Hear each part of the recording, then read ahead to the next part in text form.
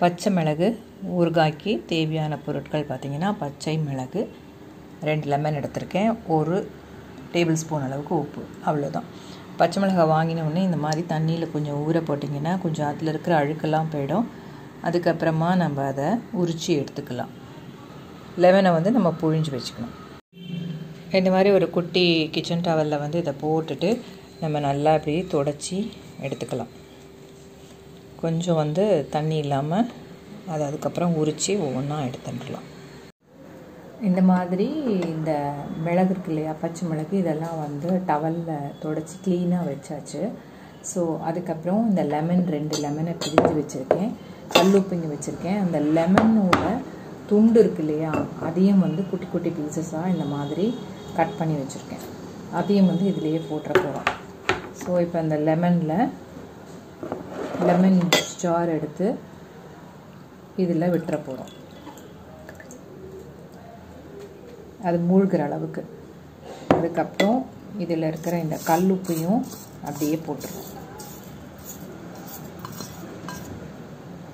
அப்புறம் இந்த கட் பண்ணி வச்ச லெமன் துண்டுகள் இருக்குல்ல, 2 லெமனோட லெமன் துண்டுகள், அதையும் இதில் அப்படியே போட்டுறேன்.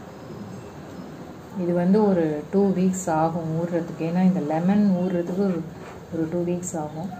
ஸோ அதுக்கப்புறமா இது மாதிரி போட்டுட்டு ஒரு மூடி போட்டு நம்ம மூடி வச்சிடலாம். அவ்வளோதான் இந்த பச்சை மிளகு அப்படிங்கிறது. இதை நீங்களும் ட்ரை பண்ணி பாருங்கள். டெஃபினெட்லி நல்லா தான் இருக்கும், ஐ ஹோப். அண்டு நீங்களும் மறக்காமல், இது சீசன்னால் இதை செஞ்சு பாருங்கள். எனக்கு கொஞ்சமாக கிடச்சதுனால நான் அது ட்ரை பண்ணியிருக்கேன். ஸோ இது உடம்புக்கும் ரொம்ப நல்லது. ஹார்ட் ப்ராப்ளம் இருக்கிறவங்க இப்படி மாகாளி சாப்பிடும்போது ஹார்ட் ப்ராப்ளம் எல்லாம் தீரும்னு சொல்கிறாங்க இல்லையா, அதே மாதிரி தான் பச்சை மிளகு. அதாவது மிளகே ரொம்ப நல்ல விஷயம். காரத்தில் மிளகாலாம் சேர்க்கறதுக்கு பதில் மிளகு சேரு அப்படிங்கிறத தான் சொல்லுவாங்க. அதே மாதிரி இதையும் நீங்களும் செஞ்சு பார்த்துட்டு தயிர் சாதத்துக்கு அந்த கேட்ரஸ் போட்டாங்க, ரொம்ப நல்லாவே இருந்தது, காரமே தெரியல. ஸோ நீங்களும் ட்ரை பண்ணி பாருங்கள். இது ஃப்ரெஷ்ஷாக இருக்கும்போது இவ்வளோ பச்சை பசேன்னு சூப்பராக இருக்குல்ல பார்க்குறதுக்கு.